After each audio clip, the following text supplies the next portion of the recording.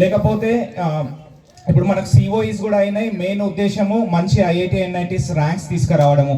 మనకు degree colleges ఉన్నాయి, 80% పిల్లలు పీజీకి వెళ్తున్నారు. బట్ మనము ఇంకా ఎన్ని ప్రొఫెషన్స్ తీసుకోవచ్చు. సో ఈ చర్చ కొద్దిగా తగ్గినట్టు మాకు అనిపించి లాస్ట్ 1-2 ఇయర్స్ నుంచి we are continuously focusing on improving the quality and education. So ఆ దిశగా మేము మంచి అడుగులు వేస్తున్నాము. గురుకులాల్లో కూడా మంచి ఫోకస్ చేస్తున్నాము.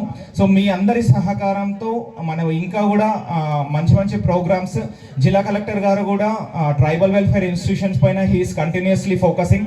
ఎట్లాంటి ఆపర్చునిటీస్, అవకాశాలు ఉన్నా కూడా వారు మనకు సహకరిస్తున్నారు. కృష్ణసాగర్ గురుకులానికి మంచి స్పోర్ట్స్ ఎక్విప్మెంట్ ఇచ్చారు. He also promised some good infrastructure in Kinnerasani school also. So ఇట్లా మేము అన్ని రకాలుగా మనం పిల్లలు ముందుకెళ్ళాలి, వాళ్ళ ఒక ధైర్యంతో వెళ్ళేలా మేము తీర్చిదిద్దడానికి కృషి చేస్తాము. సో నిజంగా మనకు 50 సంవత్సరాల వేడుక జరుపుతున్నప్పుడు కొద్దిగా బిల్డింగ్స్ కానీ లేకపోతే ఇతరత్ర విషయాల్లో కొద్దిగా వెనుకబడి ఉండడం నిజమే.